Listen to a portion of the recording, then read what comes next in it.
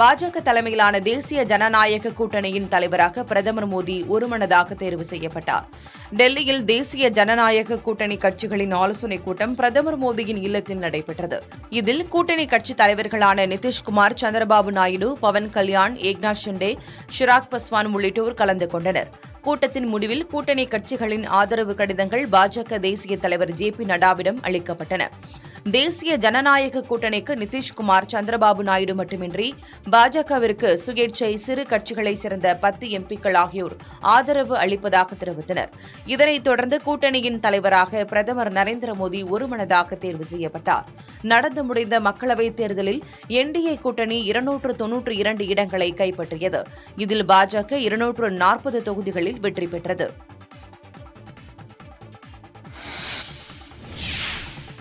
பிரதமர் நரேந்திர மோடி அளித்த ராஜினாமா கடிதத்தை குடியரசுத் தலைவர் திரௌபதி முர்மு ஏற்றுக்கொண்டார். காபந்து பிரதமராக நீடிக்க மோடியை முர்மு அறிவுறுத்தியுள்ளார்.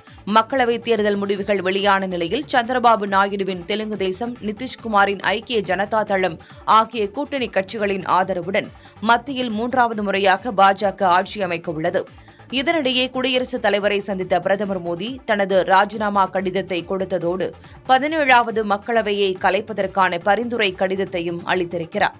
17வது மக்களவையை கலைக்கும் பரிந்துரைகளையும் ஏற்றுக்கொண்ட குடியரசுத் தலைவர் திரௌபதி முர்மு பிரதமர் மோடியின் ராஜினாமாவை ஏற்றுக்கொண்டார். மேலும் புதிய அரசு அமையும் வரை மோடியை காபந்து பிரதமராக செயல்படுமாறு கேட்டுக் கொண்டார். தொடர்ந்து 3வது முறையாக பிரதமராக நரேந்திர மோடி 8ஆம் தேதி பதவியேற்க உள்ளார். மக்களவைத் தேர்தல் நிறைவடைந்த நிலையில் பிரதமர் நரேந்திர மோடி மற்றும் மத்திய அமைச்சர்களுக்கு திரௌபதி முர்மு விருந்து அளித்துள்ளார்.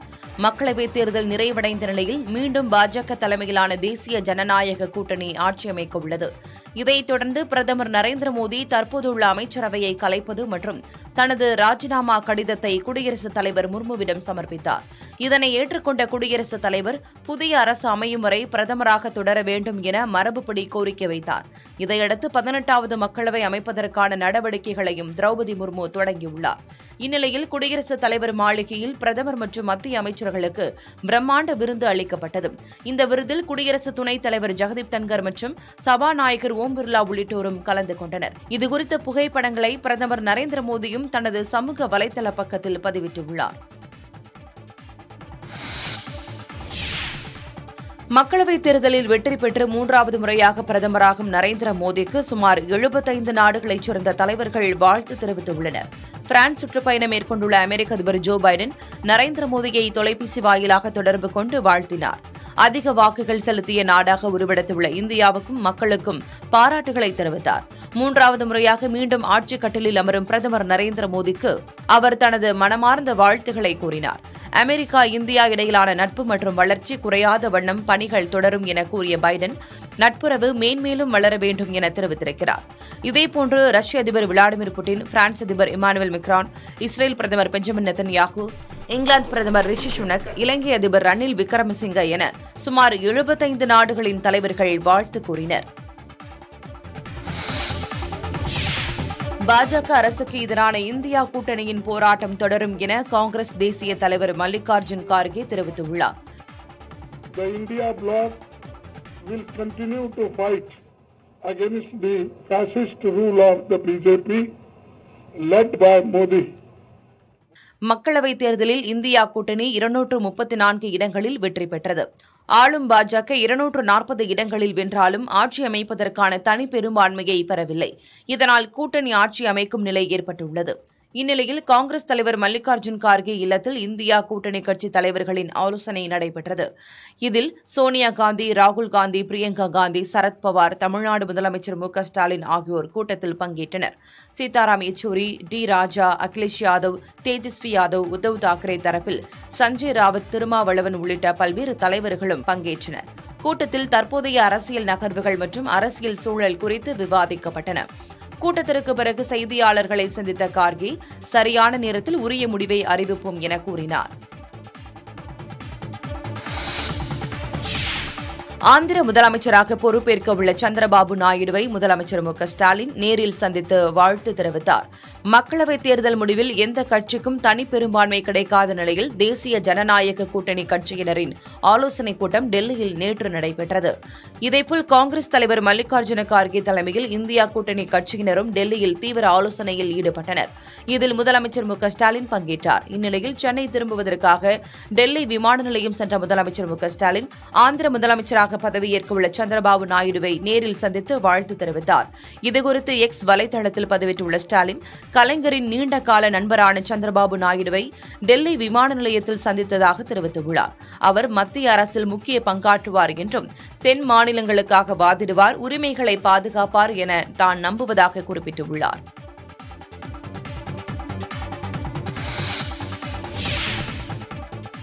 மோடி தலைமையிலான ஆட்சியை தாக்குப்பிடிப்பது கடினம் என விடுதலை சிறுத்தைகள் கட்சித் தலைவர் திருமாவளவன் விமர்சித்துள்ளார். இந்தியா கூட்டணி தலைவர்கள் ஆலோசனைக்கு பிறகு செய்தியாளர்களை சந்தித்த அவர் தற்போது ஆட்சி அமைக்கும் திட்டம் எதுவும் இல்லை என்று கூறினார். இந்தியா கூட்டணியின் சார்பிலே ஆட்சி அமைப்பதற்கான எந்த முகாந்திரமும் இல்லை. அந்த முயற்சியையும் மேற்கொள்வதற்கு சாத்தியக்கூறுகள் இல்லை. ஆகவே அதை பற்றி பெரிதாக யாரும் கருத்துக்களை பகிர்ந்து கொள்ளவில்லை. ஆனால் மக்கள் அளித்த தீர்ப்பு மோடி அவர்களுக்கு எதிராக, பாஜகவுக்கு எதிராக இருக்கிறது. மோடி தலைமையிலான அரசு 5 ஆண்டு காலத்திற்கு நீடிக்குமா என்பது மிகப்பெரிய கேள்விக்குறிதான்.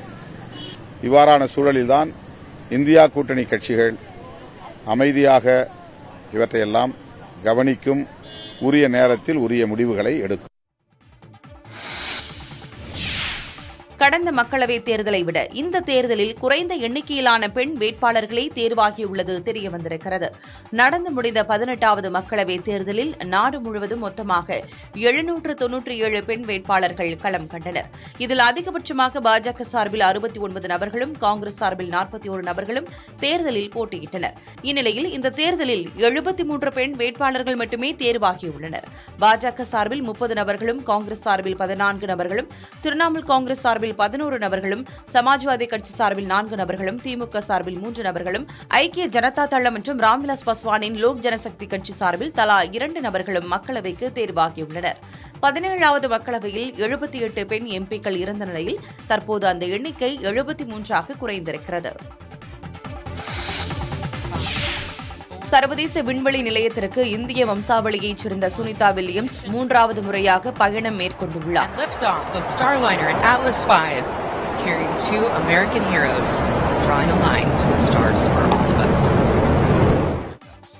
போயிங் நிறுவனம் உருவாக்கியுள்ள ஸ்டார் லைனர் விண்வெளி ஓடத்தில் சக நாசா விண்வெளி வீரரும் அமெரிக்க கடற்படை முன்னாள் கேப்டன் புட்ச் வில்மோருடன் சுனிதா வில்லியம்ஸ் விண்வெளிக்கு புறப்பட்டு சென்றார். Pausing for a second, a wave from both of them as they walk on. புளோரிடாவில் உள்ள கென்னடி விண்வெளி ஏவுதளத்திலிருந்து அட்லஸ் வி ராக்கெட் மூலமாக இருவரும் விண்வெளி பயணத்தை மேற்கொண்டனர். 25 மணி நேர பயணத்திற்கு பிறகு இன்று அவர்கள் சர்வதேச விண்வெளி நிலையத்தை அடைவார்கள்.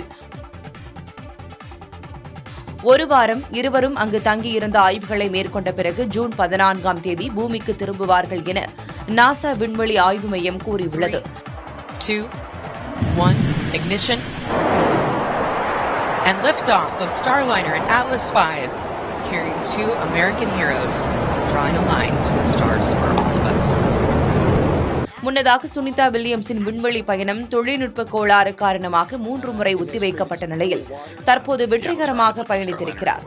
ஏற்கனவே 2006, 2012ஆம் ஆண்டுகள் என 2 முறை விண்வெளி பயணம் மேற்கொண்ட சுனிதா வில்லியம்ஸ் மொத்தம் 322 நாட்கள் தங்கியிருந்த நிலையில் தற்போது 3வது முறையாக பயணம் மேற்கொண்டுள்ளார். Ignition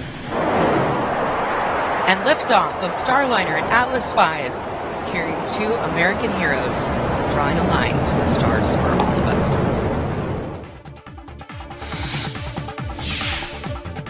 நடப்பாண்டு T20 உலகக்கோப்பை கிரிக்கெட் தொடரின் லீக் போட்டியில் இந்திய அணி முதல் வெற்றியை பதிவு செய்தது. அமெரிக்காவின் நியூயார்க் மைதானத்தில் நடைபெற்ற போட்டியில் ஏ பிரிவில் உள்ள இந்தியா அயர்லாந்து அணிகள் மோதின. முதலில் பேட்டிங் செய்த அயர்லாந்து அணி தொடக்க முதல் தடுமாற்றத்தை சந்தித்தது. இந்திய அணியின் பந்து வீச்சை சமாளிக்க முடியாமல் பந்து வேகத்தில் அயர்லாந்து பேட்ஸ்மேன்கள் பெவிலியன் திரும்பினர். 16 ஓவர்களில் அந்த அணி 96 ரன்கள் மட்டுமே எடுத்தது. இந்திய அணி சார்பில் ஹர்திக் 3 விக்கெட்டுகள், பும்ரா, அர்ஷ்தீப் தலா 2 விக்கெட்டுகள் வீழ்த்தினர். 97 என்ற எளிதான இலக்குடன் களமிறங்கிய இந்திய அணி 12.2 பந்துகளில் இலக்கை எட்டி 8 விக்கெட்டுகள் வித்தியாசத்தில் வெற்றி பெற்றது. அதிகபட்சமாக கேப்டன் ரோஹித் 52 ரன்களும், பண்ட் 36 ரன்களும் எடுத்தனர். வெறும் 6 ரன்கள் கொடுத்து 2 விக்கெட்டுகள் வீழ்த்திய பும்ரா ஆட்ட நாயகனாக தேர்வு செய்யப்பட்டார். தமிழ்நாட்டில் 40க்கு 40 என்ற வெற்றி நாட்டை வழிநடத்தும் பணியில் பெரும் துணையாக இருக்கும் என முதலமைச்சர் ஸ்டாலின் தெரிவித்துள்ளார். நாட்டை வழிநடத்தும் 40க்கு 40 என்ற தலைப்பில் திமுக தொண்டர்களுக்கு முதலமைச்சர் ஸ்டாலின் கடிதம் எழுதியுள்ளார். அதில் திமுக தலைமையிலான அணி மீது நம்பிக்கை வைத்து 40 தொகுதிகளிலும் முழுமையான வெற்றியை அள்ளித்தந்த தமிழ்நாட்டு மக்களுக்கு கோடான கோடி நன்றி என தெரிவித்துள்ளார். மதவாத அரசியல் சக்திகள் மலரவே முடியாதபடி செய்திருப்பதாக முதலமைச்சர் கூறியுள்ளார். வாக்களித்த மக்களுக்கு நமது நன்றியை நேரில் சென்று தெரிவியுங்கள் என கூறியுள்ள மு.க. ஸ்டாலின், மக்களின் குரலாக மக்களவையில் ஒலிப்போம் என்ற உறுதியினை அளியுங்கள் எனவும் நிர்வாகிகளுக்கு அறிவுறுத்தியுள்ளார். பாஜக தங்களது கோட்டை என நினைத்த மாநிலங்களில் இந்தியா கூட்டணி பெரும் வெற்றி பெற்றுள்ளதாக ஸ்டாலின் குறிப்பிட்டுள்ளார். சர்வாதிகாரத்தனமான ஒற்றையாட்சி முறைக்கு மக்கள் ஆதரவாக இல்லை என்பதை மக்களவைத் தேர்தல் காட்டியுள்ளதாக அவர் தெரிவித்துள்ளார். தமிழ்நாட்டிலும் இந்திய அளவிலும் நமது கூட்டணி பெற்றுள்ள வெற்றியால் சர்வாதிகாரத்திற்கு கடிவாளம் போடப்பட்டுள்ளதாகவும் முதலமைச்சர் ஸ்டாலின் கூறியுள்ளார்.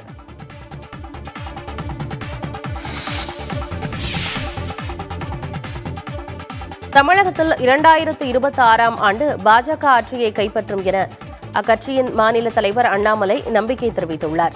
சென்னை தியாகராய நகரில் உள்ள பாஜக தலைமை அலுவலகத்தில் செய்தியாளர்களை சந்தித்த அண்ணாமலை 40 தொகுதிகளிலும் வெற்றி பெற்ற திமுக கூட்டணிக்கு வாழ்த்துக்களை தெரிவித்துக் கொண்டார். மக்கள் தீர்ப்பை தலைவணங்கி ஏற்றுக்கொள்வதாகவும் அவர் கூறினார். 23 தொகுதிகளில் தாமரை சின்னம் பதிந்துள்ளதாக தெரிவித்த அண்ணாமலை, இதுவரை வாங்காத வாக்குகளை இம்முறை பெற்றிருப்பதாக அவர் தெரிவித்தார். 2026இல் தமிழகத்தில் பாஜக ஆட்சி அமையும் என அண்ணாமலை நம்பிக்கை தெரிவித்தார். இன்னைக்கு பாரதிய ஜனதா கட்சியினுடைய வளர்ச்சி திராவிட கட்சிகளுடைய தோளில் நடக்காம முதலாக ஒரு பெரிய அளவில் தனித்து நின்று ஜெயிக்க முடியும் என்கின்ற நம்பிக்கையோடு களத்துக்கு வந்திருக்கிறோம். ஆனால் எங்களை பொறுத்தவரை வாக்கு வங்கி அதிகமாக இருப்பது ஒரு விதத்தில் வெற்றி. அதே நேரத்தில் உதாரணத்துக்கு கோயம்புத்தூர் எடுத்துங்க, மாநில தலைவராக போட்டியிட்டது. இதுவரை சரித்திரத்தில் வாங்காத ஓட்டு கோயம்புத்தூர்ல வாங்கியிருக்கு. கோயம்புத்தூர்ல அதிமுகவை பொறுத்தவரை டெபாசிட் ஜஸ்ட் வாங்கியிருக்காங்க. 16.6% டெபாசிட், 17% வாங்கி டெபாசிட் ரிட்டைன் பண்ணிருக்காங்க. கோயம்புத்தூர்ல 10க்கு 9 எம்எல்ஏ அதிமுக இருக்கிறாங்க. அதிமுகவினுடைய கோட்டை கோவைன்னு உங்களுக்கு தெரியும். இதையெல்லாம் நாங்கள் சாதனையா பார்க்கிறோம். இதெல்லாம் எங்களுடைய சாதனை. மோடியின் பதவியேற்பு விழாவில் பங்கேற்பது குறித்து இன்னும் முடிவு செய்யவில்லை என நடிகர் ரஜினிகாந்த் தெரிவித்துள்ளார். இமயமலை பயணத்தை முடித்து சென்னை திரும்பிய நிலையில் அவர் இவ்வாறு கூறினார். பாராளுமன்ற தேர்தலில் மாபெரும் வெற்றி அடைந்திருக்கும் திமுக கூட்டணி தலைவர், என்னுடைய அருமை நண்பர் மாண்புமிகு முதலமைச்சர் ஸ்டாலின் அவர்களுக்கு என்னுடைய பாராட்டு நன்றிகள் தெரிவித்துக் கொள்கிறேன்.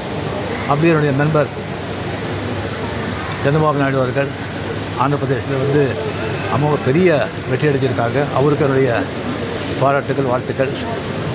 மத்தியில் என்டிஏ 3வது தடவை ஆட்சி அமைக்கப் போவது. 3வது வாட்டி மதிப்புக்குரிய மோடி அவர்கள் பிரைம் மினிஸ்டர் பதவியேற்க போகிறாரு.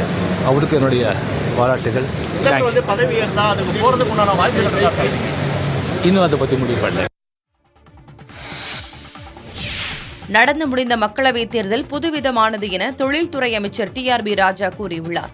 சென்னை கொளத்தூரில் கலைஞர் பிறந்தநாள் நலத்திட்ட விழாவில் பங்கேற்ற பிறகு செய்தியாளர்களை சந்தித்த அவர் இவ்வாறு கூறினார். தமிழக மக்கள் யார் முக்கியம், யார் தேவையற்றவர்கள் என்பதை மிக தெள்ளத் தெளிவாக வெளிச்சம் போட்டு காட்டிவிட்டார்கள். அனைத்து இயக்கங்களும் அவர்கள் பணிகளை செய்து கொண்டுதான் இருக்கப்படுறது. எதற்கு என்ன இருக்கு, எவ்வளவு சதவீதம் வந்திருக்காங்கன்றதெல்லாம் நம்ம அரசு ஆராய்ந்து பார்க்கணும். இது ஒரு வேறு விதமான ஒரு தேர்தல். இந்த தேர்தலில் ஏறத்தாழ பல இயக்கங்கள் மறைமுகமான பல கூட்டணிகளில் எதிரணிகள் இருந்தார்கள். எப்படியோ கூட்டணிகள் போட்டால் கூட மக்களின் மனதில் மாண்புமிகு முதலமைச்சர் திராவிட நாயகன் அவர்கள் மட்டுமே நிலைத்து நிற்கிறார் என்பதற்கு எடுத்துக்காட்டு தான் 40ஐயும் திராவிட முன்னேற்ற கழகத்தின் தலைவர் அவர்களுக்கு முத்தமிழர் தலைவர் கலைஞர் அவர்களின் பிறந்தநாளை முன்னிட்டு 100 ஆண்டு அவருக்காக அவரது 100 கொண்டாடும் இந்த வேளையில் தமிழக மக்கள் பரிசாக அளித்திருக்கிறார்கள்.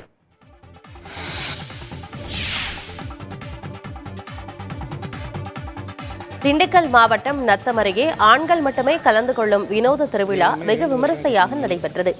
கருத்தலக்கம்பட்டி வடக்காட்டான் கருப்பசாமி கோயிலில் 3 ஆண்டுகளுக்கு ஒருமுறை மட்டுமே நடைபெறும் திருவிழா கடந்த மாதம் 28ஆம் தேதி தொடங்கியது. தினந்தோறும் கருப்பசாமிக்கு சிறப்பு பூஜைகள் நடைபெற முக்கிய நிகழ்ச்சியான கரிவிருந்து கொண்டாடப்பட்டது. இதற்காக தமிழகத்தின் பல்வேறு மாவட்டங்களில் இருந்தும் ஏராளமான பக்தர்கள் குவிந்தனர். தொடர்ந்து 200க்கும் மேற்பட்ட ஆடுகள் பலியிடப்பட்டு சுட சுட கரிவிருந்து தயாரானது. மலை போல சாதம் குவித்து வைக்கப்பட்டிருக்க கரிவிருந்தில் 20,000க்கும் மேற்பட்ட ஆண்கள் பங்கேற்றனர். விடிய விடிய பக்தர்களுக்கு ஆட்டுக்கறியுடன் சாதம் பிரசாதமாக வழங்கப்பட்டது. கோயிலை சுற்றியுள்ள பகுதிகளில் ஆங்காங்கே பக்தர்கள் ஒன்று கூடி கரிச்சோற்றை ருசித்தனர். இந்த வினோத திருவிழாவை சுற்றுவட்டார பகுதி மக்கள் ஆச்சரியத்துடன் பார்த்தனர்.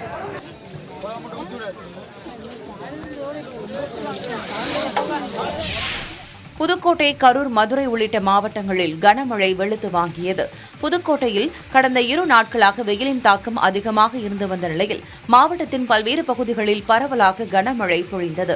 இதனால் சாலைகளில் மழைநீர் வெள்ளம் போல் பெருக்கெடுத்து ஓடியது. இதேபோல் கரூர் சுற்றுவட்டார பகுதிகளிலும் 1 மணி நேரத்திற்கு மேலாக இடி மின்னலுடன் கனமழை பொழிந்தது.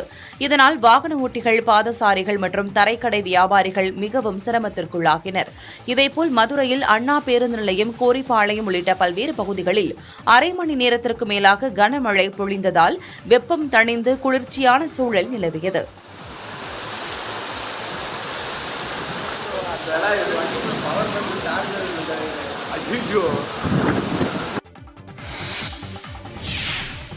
பாரிஸ் விமான நிலையம் அருகே வெடிப்பொருட்களுடன் சுற்றித் திரிந்த நபரை காவல்துறையினர் கைது செய்துள்ளனர்.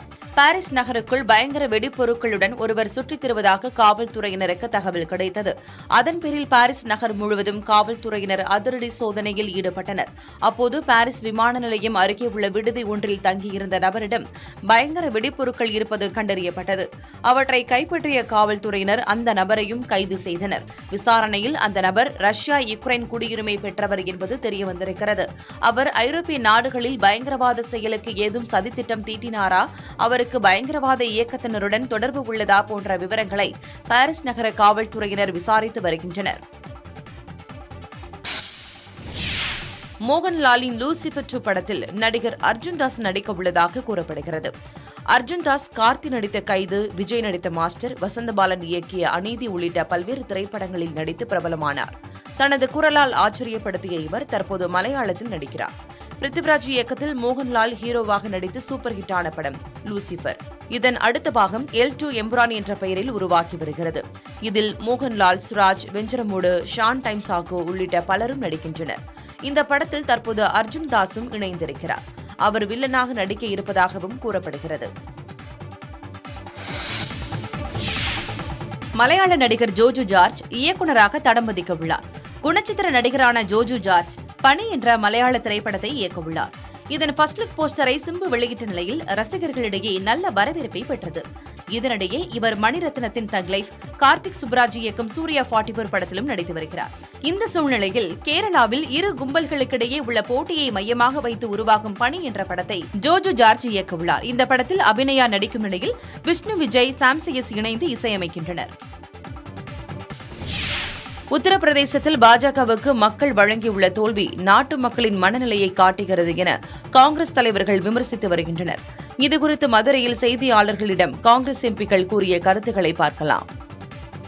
உத்தரப்பிரதேசத்துல மக்கள் ஜனநாயகம் தன்னுடைய பாணியில எப்படி ஒரு சர்வாதிகாரிக்கு ஆணவத்தோடு செயல்படுபவர்களுக்கு தலையில கொட்டுமோ அதே போல ஒரு நறுக்கென்று ஒரு கொட்டு வைத்திருக்கிறார்கள். குறிப்பாக அவர்கள் அயோத்தியாவில வைத்த கொட்டு நிச்சயமாக வலிக்கும் என்று நான் நம்புகிறேன்.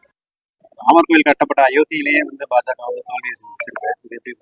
உண்மையான ராமர் பக்தி என்பது வேறு, ராமரை வியாபாரமாக ஆக்குவது என்பது வேறு. இரண்டுக்கும் ராமரே பதில் சொல்லியிருக்கிறார் மோடி.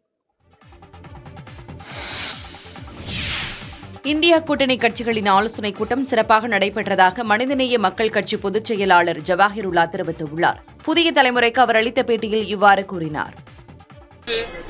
இந்த மீட்டிங் மிக மகிழ்ச்சிகரமாக நடைபெற்றது. பல்வேறு மாநில தேர்தல்களுடைய நிலவரங்களை பற்றியெல்லாம் மிக விரிவாக விவாதித்தோம். வெற்றி பெற்ற தலைவர்கள் வாழ்த்துக்களை பரிமாறிக்கொண்டார்கள். மக்களுடைய விருப்பத்தை நிறைவேற்றக்கூடிய வகையில் உரிய நேரத்தில் உரிய முடிவுகளை எடுப்போம் என்ற அளவில் ஆலோசனை கூட்டம் நிறைவடைந்திருக்கிறது. சென்னை தாம்பரம் ரயில் நிலையத்தில் தேர்தலின் போது 4 கோடி ரூபாய் பறிமுதல் செய்யப்பட்டது தொடர்பாக பாஜக வேட்பாளர் நயினார் நாகேந்திரனின் ஹோட்டல் ஊழியர்கள் 3 பேர் மீதான வழக்கை ரத்து செய்ய மறுத்த உயர்நீதிமன்றம் சம்மனுக்கு நேரில் ஆஜராக உத்தரவிட்டுள்ளது. நடைபெற்று முடிந்த மக்களவைத் தேர்தலின் போது தாம்பரம் ரயில் நிலையத்தில் நெல்லை எக்ஸ்பிரஸ் ரயிலில் கொண்டு சென்ற சுமார் 4 கோடி ரூபாய் பணத்தை பறிமுதல் செய்து சிபிசிஐடி காவல்துறையினர் விசாரித்து வருகின்றனர். இது தொடர்பாக நயினார் நாகேந்திரனுக்கு சொந்தமான ஹோட்டல் ஊழியர்கள் சதீஷ், நவீன், பெருமாள் ஆகியோர் கைது செய்யப்பட்டு பின்னர் சொந்த ஜாமீனில் விடுவிக்கப்பட்டனர். இந்த வழக்கில் நேரில் ஆஜராகி விளக்கமளிக்கும்படி சதீஷ் உள்ளிட்ட 3 பேருக்கும் சிபிசிஐடி காவல்துறையினர் சம்மன் அனுப்பினர். இதையடுத்து சம்மன் மற்றும் வழக்கு விசாரணைக்கு தடை விதிக்க கோரி 3 பேரும் உயர்நீதிமன்றத்தில் மனு தாக்கல் செய்தனர். இந்த வழக்கு நீதிபதி ஜெயச்சந்திரன் முன்பு விசாரணைக்கு வந்தது. அப்போது மனுதாரர்கள் சார்பில் ஆஜரான வழக்கறிஞர் இன்ஃபன் தினேஷ் உரிய நடைமுறைகளை பின்பற்றாமல் சம்மன் வழங்கப்பட்டிருப்பதால் அதற்கு தடை விதிக்க வேண்டும் என்று வாதிட்டார். சிபிசிஐடி காவல்துறை தரப்பில் ஆஜரான கூடுதல் குற்றவியல் வழக்கறிஞர் உதயகுமார் உரிய சட்ட விதிமுறைகளுக்கு உட்பட்டுதான் மனுதாரர்களுக்கு சம்மன் அனுப்பப்பட்டிருப்பதாகவும் சம்மனுக்கு தடை விதிக்கப்பட்டால் விசாரணை பாதிக்கப்படும் என்றும் கடும் எதிர்ப்பு தெரிவித்தார். இதையடுத்து தற்போதைய நிலையில் விசாரணைக்கு தடை விதிப்பது அல்லது சம்மனை ரத்து செய்தால் அது விசாரணையை பாதிக்கும் என்றும், எனவே மனுதாரர்கள் சம்மனுக்கு நேரில் ஆஜராகி விளக்கம் கொடுக்க வேண்டும் எனவும் நீதிபதி ஜெயச்சந்திரன் உத்தரவிட்டு மனுவை தள்ளுபடி செய்தார்.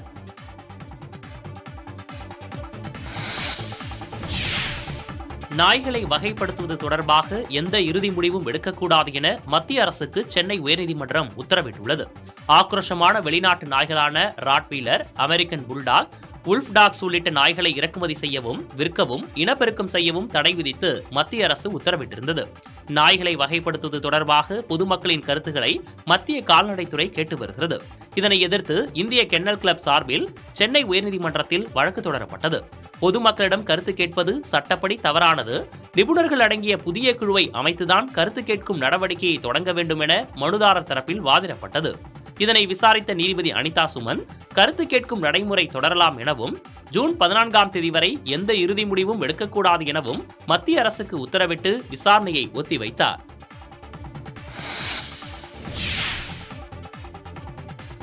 கிருஷ்ணகிரி மாவட்டம் போச்சம்பள்ளி அருகே ஏற்பட்ட தீ விபத்தில் வீட்டில் இருந்த பொருட்கள் எரிந்து சேதமடைந்தன. வெங்கானூர் கொல்லக்கொட்டாய் பகுதியைச் சேர்ந்தவர் கிரிஜாபாய். ஓய்வு பெற்ற சத்துணவு அமைப்பாளரான இவர் தனது மகனை பார்ப்பதற்காக சென்னை சென்றுள்ளார். அப்போது விளக்கை ஏற்றி கடவுளை வழிபட்ட பிறகு விளக்கை வாஷிங் மிஷின் மீது வைத்துவிட்டு சென்றதாக கூறப்படுகிறது. விளக்கின் சூடுபட்டு வாஷிங் மிஷின் தீப்பிடித்து எரிய தொடங்கியுள்ளது. வீட்டிலிருந்து புகை வருவதைக் கண்ட பக்கத்து வீட்டுக்காரர் போச்சம்பள்ளி தீயணைப்பு நிலையத்திற்கு தகவல் கொடுத்துள்ளார். தீயணைப்புத் துறையினர் வருவதற்குள்ளாக வீட்டிலிருந்த பெரும்பாலான பொருட்கள் எரிந்து சேதமானது.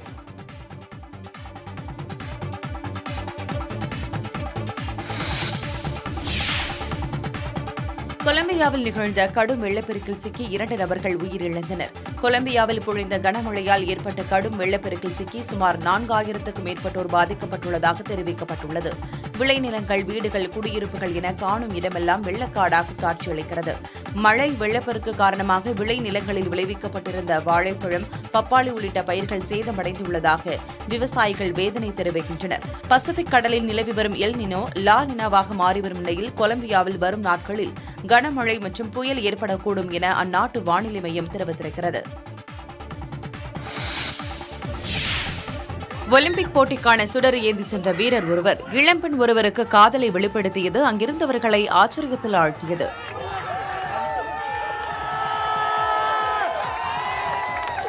பாரிஸ் நகரில் ஒலிம்பிக் போட்டி நடைபெறவுள்ள நிலையில் பிரான்ஸ் நாடு முழுவதும் ஒலிம்பிக் தீபச்சுடர் பயணித்து வருகிறது.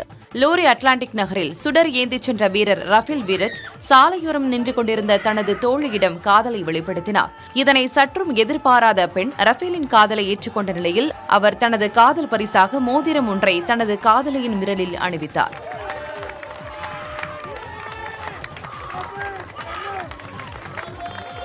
இந்த காட்சிகள் ஒலிம்பிக் தீபச்சுடர் ஊர்வலத்தை காண காத்திருந்தவர்களை மகிழ்ச்சியில் ஆழ்த்தியது. மேலும் இந்த காட்சிகள் சமூக வலைதளங்களில் வைரலாகி வருகின்றன.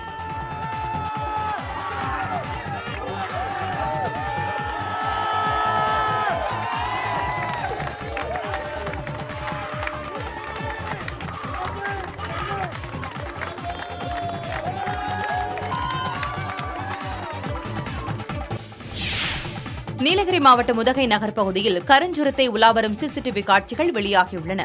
உதகை மற்றும் அதன் சுற்றுவட்டார பகுதிகளில் உணவு தேடி வனவிலங்குகள் சுற்றி வருவது தொடர்கதையாகியுள்ளது. இந்நிலையில் கருஞ்சுரத்தை ஒன்று உதகை அரசு தாவரவியல் பூங்காவின் நுழைவு வாயில் பகுதியில் உலா வந்திருக்கிறது. இந்த காட்சிகள் அங்கிருந்த சிசிடிவி கேமராவில் பதிவாகியுள்ளன. உடனடியாக கருஞ்சுரத்தையை கூண்டு வைத்து பிடித்து அடர்ந்த வனப்பகுதிக்குள் விட பொதுமக்கள் வலியுறுத்துகின்றனர்.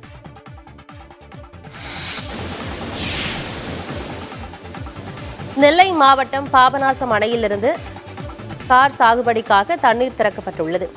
மாவட்ட ஆட்சியர் கார்த்திகேயன் அணையிலிருந்து தண்ணீரை திறந்து வைத்தார். பாசனத்திற்காக 120 நாட்களுக்கு சுமார் 400 கன அடி நீர் திறந்துவிடப்படுகிறது. இதன் வடக்கு கோடை மேலழகியான் கண்ணடியான் கால்வாய் மூலமாக 18,090 ஏக்கர் விவசாய நிலங்கள் பாசன வசதி பெறுகின்றன. மேலும் அம்பாசமுத்திரம் மற்றும் சேரன் மகாதேவி பகுதிகளில் உள்ள விளை நிலங்களும் பாசன வசதி பெறும். எதிர்வரும் காலங்களில் அணைக்கு நீர்வரத்து குறைந்தால் சுழற்சி முறையில் தண்ணீர் திறக்கப்படும் என மாவட்ட நிர்வாகம் தெரிவித்துள்ளது. ஈரோடு மாவட்டம் கோபிச்செட்டிப்பாளையம் அருகே சட்டவிரோதமாக மது விற்பனை செய்தவரை மதுவிலக்கு காவல்துறையினர் கைது செய்தனர். மொடச்சூர் பகுதியில் சட்டவிரோதமாக மது விற்பனை செய்யப்படுவதாக கோபி மதுவிலக்கு காவல்துறையினருக்கு ரகசிய தகவல் கிடைத்தது. இதையடுத்து மொடச்சூர் பகுதியில் காவல்துறையினர் தீவிர கண்காணிப்பில் ஈடுபட்டபோது கவின் கார்டன் பகுதியில் உள்ள ஒரு மாட்டுத் தொழுவத்தில் சட்டவிரோதமாக மது விற்பனை செய்யப்படுவது கண்டறியப்பட்டது. இதையடுத்து மதுவிலக்கு டிஎஸ்பி சண்முகம் தலைமையிலான காவல்துறையினர் நிகழ்விடத்திற்கு சென்று விற்பனைக்காக வைத்திருந்த 75,000 ரூபாய் மதிப்புள்ள 756 மது பாட்டில்களை பறிமுதல் செய்தனர். மேலும் சட்டவிரோதமாக மது விற்பனை செய்து வந்த குபேர பிரபு என்பவரையும் கைது செய்தனர். நடிகர் சூரியின் கருடன் திரைப்படம் திரையில் வெளியான 3 நாட்களில் 17 கோடி ரூபாய் அளவுக்கு வசூல் செய்து சாதனை படைத்துள்ளதாக கூறப்படுகிறது. நகைச்சுவை நடிகராக வலம் வந்த சூரி தன்னுடைய அசத்தல் நடிப்பால் நட்சத்திர ஹீரோ அந்தஸ்தை பெற்று வருகிறார். டாப் ஹீரோக்களுக்கு ஈடு கொடுக்கும் வகையில் அழுத்தம் நிறைந்த கதைகளை தேர்வு செய்து தனக்கென தனி இடத்தை பிடித்துள்ளார். அவ்வரிசையில் விடுதலை படத்தில் நாயகனாக உயர்ந்த சூரி தற்போது துரை செந்தில்குமார் இயக்கத்தில் வெளியான கருடன் படத்திலும் மீண்டும் நாயகனாக வளர்ச்சியடைந்து தன் அசுர நடிப்பால் ரசிகர்களை தன் வசம் ஈர்த்துக் கொண்டார். இப்படத்தில் மலையாள நடிகர் உன்னி முகுந்தன் வில்லனாகவும் சசிகுமார் மற்றும் சமுத்திரக்கனியும் முக்கிய கதாபாத்திரங்களில் நடித்திருக்கின்றனர். இனிமேலும் தான் நாயகனாக நடிப்பதிலேயே கவனம் செலுத்த உள்ளதாக சூரி கூறியிருந்த நிலையில் கருடன் திரைப்படம் 3 நாட்களில் 17 கோடி ரூபாய் வசூலித்து சாதனை படைத்துள்ளதாக தகவல் வெளியாகியுள்ளது. டெல்லி முதலமைச்சர் அரவிந்த் கெஜ்ரிவாலுக்கு இடைக்கால ஜாமீன் வழங்க நீதிமன்றம் மறுப்பு தெரிவித்துள்ளது. மதுபான கொள்கை முறைகேடு வழக்கில் அம்மாநில முதலமைச்சர் அரவிந்த் கெஜ்ரிவால் மார்ச் 21ஆம் தேதி அமலாக்கத்துறையால் கைது செய்யப்பட்டார். தொடர்ந்து ஏப்ரல் 1ஆம் தேதி அரவிந்த் கெஜ்ரிவால் திகார் சிறையில் அடைக்கப்பட்டார். பின்னர் ஜூன் 1ஆம் தேதி வரை இடைக்கால ஜாமீன் கெஜ்ரிவாலுக்கு கிடைத்தது. இதனை மேலும் 7 நாட்கள் நீட்டிக்க கோரி கெஜ்ரிவால் தாக்கல் செய்த மனுவை உச்சநீதிமன்றம் நிராகரித்தது. இடைக்கால ஜாமீன் முடிந்து ஜூன் 2ஆம் தேதி கெஜ்ரிவால் திகார் சிறைக்கு சென்றார். இந்நிலையில் ரோஸ் அவென்யூ நீதிமன்றம் கெஜ்ரிவாலுக்கு இடைக்கால ஜாமீன் வழங்க மறுப்பு தெரிவித்துள்ளது. மேலும் அரவிந்த் கெஜ்ரிவாலின் நீதிமன்ற காவலை ஜூன் 19ஆம் தேதி வரை நீட்டித்து நீதிமன்றம் உத்தரவிட்டுள்ளது.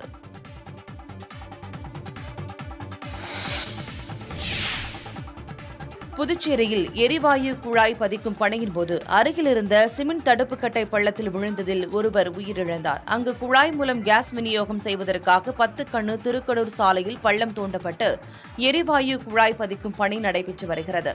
இதில் பிற மாநில தொழிலாளர்கள் ஈடுபடுத்தப்பட்டுள்ளனர். இந்நிலையில் ஊழியர்கள் பணி செய்தபோது அங்குள்ள சிமெண்ட் தடுப்புக்கட்டை திடீரென பள்ளத்தில் விழுந்தது. இந்த இடிபாடுகளுக்குள் 3 தொழிலாளர்கள் சிக்கினர். உடனடியாக அவர்கள் மீட்கப்பட்டு மருத்துவமனையில் சேர்க்கப்பட்ட நிலையில் ஒரு தொழிலாளர் ஏற்கனவே இறந்துவிட்டதாக மருத்துவர்கள் தெரிவித்தனர். உயிரிழந்தவர் கர்நாடகாவைச் சேர்ந்த சிவபுத்ரா என்பது தெரியவந்தது.